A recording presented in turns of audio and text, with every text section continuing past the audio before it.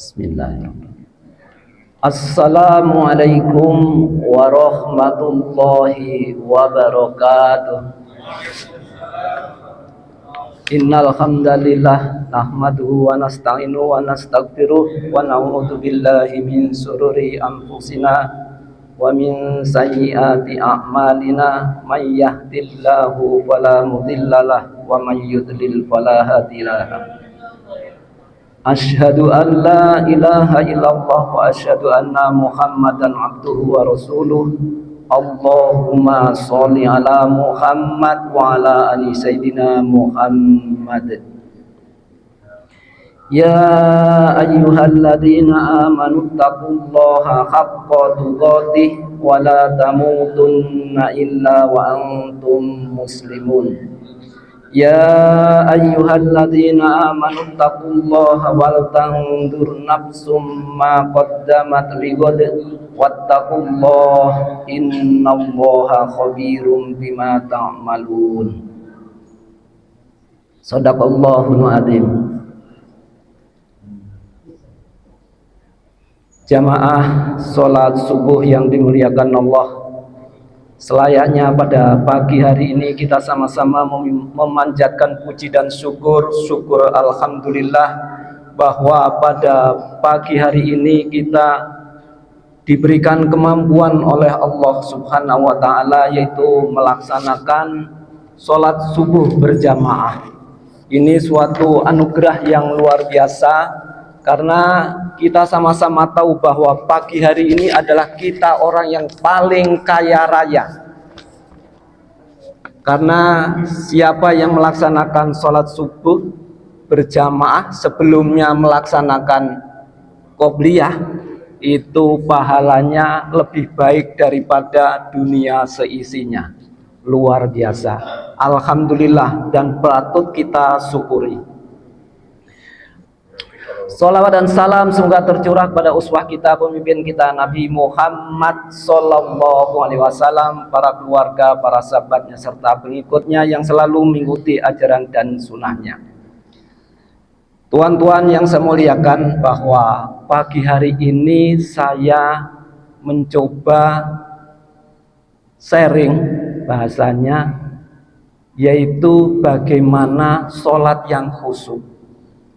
Terus terang saya mau mencari tema yang lain itu bingung, karena sudah 30 penceramah berdiri di sini.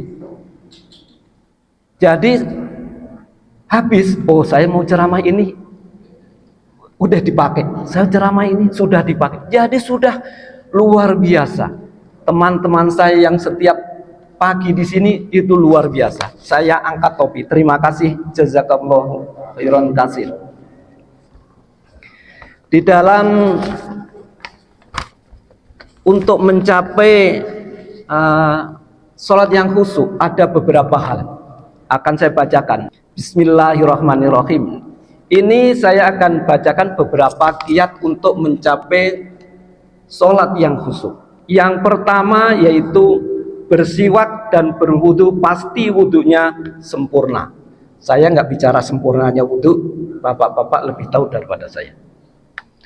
Yang kedua adalah berdoa dan membaca setelah berwudu. Doa wudu sudah ditempel sama pengurus. Pakaian bersih dan baik. Yang berikutnya, segera menuju ke masjid. Bapak-bapak di sini sudah luar biasa. Menunggu sholat dengan berzikir, fokus pandangannya ketika sholat, memahami arti bacaan. Kalau ini saya belum tahu. Saya terus terang aku, memang belum bisa. Kalau kayak tadi Pak Ustadz Sidik, saya mau tanya nih. Ini karena temanya sholat khusyuk. Tadi bapak-bapak saya percaya bahwa sholatnya tadi khusyuk. Saya mau tanya, tadi surat apa yang dibaca oleh Pak Ustadz? Kecuali Mas Bobi nggak boleh jawab. Kira-kira kita itu sudah khusyuk atau belum, dan apa tadi suratnya? Saya nggak nanya artinya, saya sendiri juga nggak ngerti. Tapi tahu nggak kira-kira yang dibaca, surat yang dibaca oleh Pak Ustadz? Jangankan kita itu, kalau pulang aja ditanya sama istri, Tadi Ustadz baca apa ya? Oh, saya juga nggak tahu. Nah, jadi setidak-tidaknya memperhatikan tadi yang surat dibaca. Insya Allah kalau nggak salah saya juga surat At-Taghabun ya Ustadz ya. Alhamdulillah. Itu kalau nggak salah di juz 28. Kira-kira begitu. Lanjut.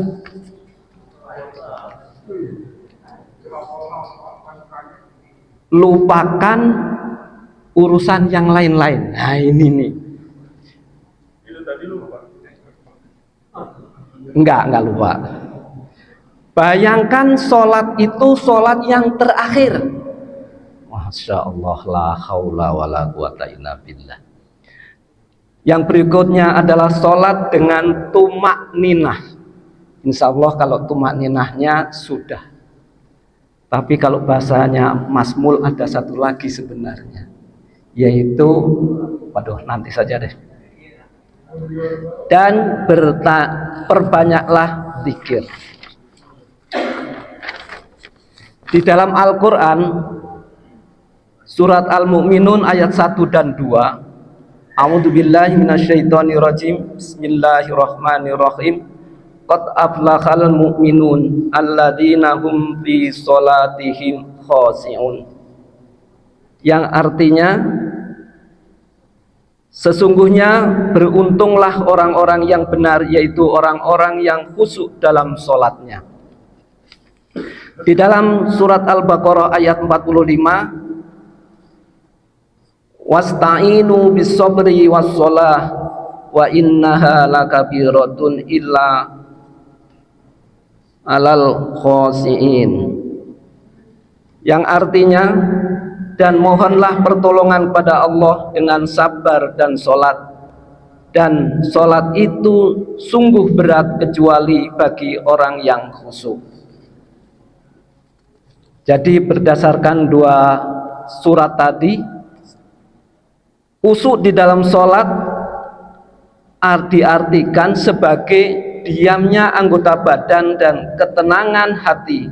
Maksudnya menghadirkan hati dalam sholat dan menjadikan anggota badan tenang.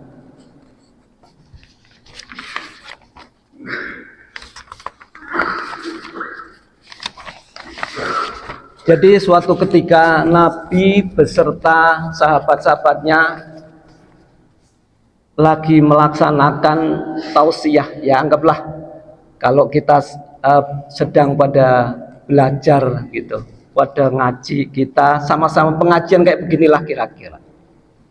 Jadi datanglah seseorang dari sahabat kepada Nabi. Saya bacakan saja. Ketika sahabat mengadu kepada Rasulullah SAW tentang sulitnya di dalam sholat untuk biar khusyuk.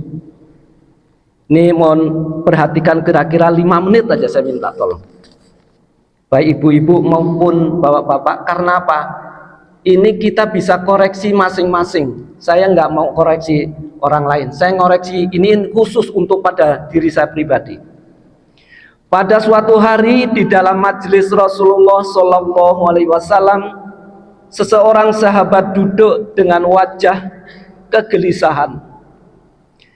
Matanya mendunduk, jemarinya saling menggenggam.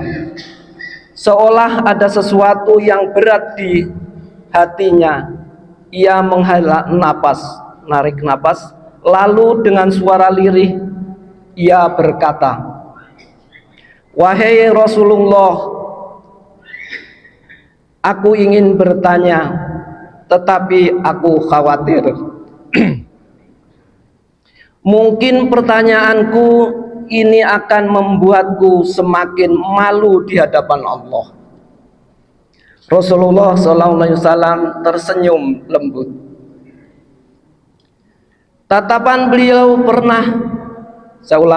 tatapan beliau penuh kasih sayang. "Katakanlah wahai saudaraku, tidak ada pertanyaan yang membuat seseorang hina jika ia bertanya untuk mencari kebaikan." Sahabat itu mengangkat wajahnya perlahan, matanya mulai berkaca-kaca. Wahai Rasulullah, aku merasa sholatku sering tidak khusyuk. Kadang aku mengingat urusan dunia, kadang pikiranku melayang entah kemana. Aku takut sholatku tidak diterima. Apakah dengan sholat seperti itu aku tetap mendapatkan pahala? Sekejap suasana menjadi hening. Para sahabat yang lain menunduk, merasakan kegundahan yang sama. Mereka tahu betapa beratnya pertanyaan itu. Namun yang terjadi setelah benar-benar tak terduga, Rasulullah SAW tidak segera menjawab. Beliau menatap sahabat itu dalam-dalam. Lalu air mata mulai membasahi pipi beliau. Para sahabat terkejut. Mereka jarang melihat Rasulullah SAW menangis dalam keadaan seperti itu. Dengan suara bergemetar, Rasulullah SAW berkata, "Demi zat yang jiwaku berada di tangannya, sungguh setan tidak akan pernah berhenti berusaha mencuri bagian dari sholat seseorang hamba, sehingga ia teralihkan. Tetapi ketahuilah, Allah tetap melihat usahamu." Beliau menarik napas dalam-dalam, lalu melanjutkan, "Wahai saudaraku, jika engkau meninggalkan sholat hanya karena takut, karena tidak khusyuk, maka setan akan menang. Tetapi jika engkau tetap berusaha sholat mesti dengan kehadiran pikiran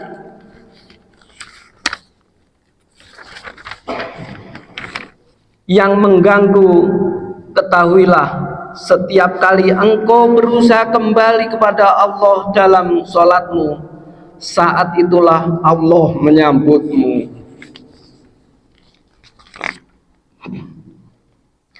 Air mata sahabat itu berjatuhan. Ia menangis, begitu pula para sahabat yang lain.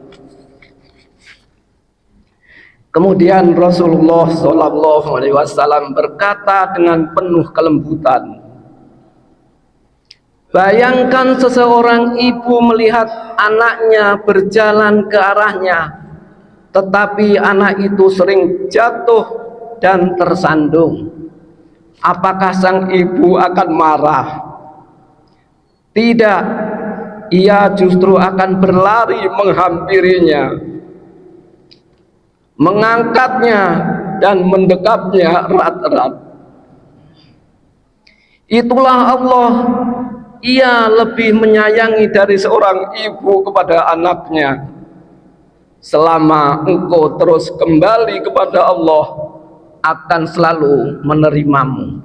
Allah akan selalu menerimamu." Sahabat itu menangis terisak-isak. Begitupun para sahabat yang lain. Betapa maha pengasihnya Allah, betapa luasnya rahmat Allah. Dari hari itu sahabat tidak lagi putus asa dalam sholatnya. Ia tetap berusaha, dan setiap kali pikirannya melayang, ia mengingat kata-kata Rasulullah SAW, "Setiap kali engkau berusaha kembali, saat itu pula Allah menyambutmu." Itulah dari dialog antara sahabat dengan Nabi Muhammad SAW. Memang ada beberapa cerita yang lain, Di antaranya salah satu sahabat yang ketika panahnya menancap di punggungnya, lalu disuruh menariknya ketika ia sholat. Itulah kekuatan iman dan khusyuknya sahabat. Tetapi saya pribadi itu di luar kemampuan ya. Kalau seperti saya terus terangnya, ya kira-kira pikiran 5 menit, sholatnya 5 menit, yang melayangnya mungkin 4 menit. Ya itulah kira-kira saya. Jadi ini saya koreksi untuk diri saya pribadi. Mungkin bisa bermanfaat buat saudara-saudara kami yang ada di Masjid Nurul Huda pagi hari ini. Itulah yang dapat kami share pada pagi hari ini. Semoga bermanfaat. Kalau memang ada kebenarannya adalah itu datangnya dari Allah Subhanahu wa taala, dan kalau memang ada kesalahan adalah itu kebodohan saya pribadi, dan kami mohon maaf. Wassalamualaikum warahmatullahi wabarakatuh.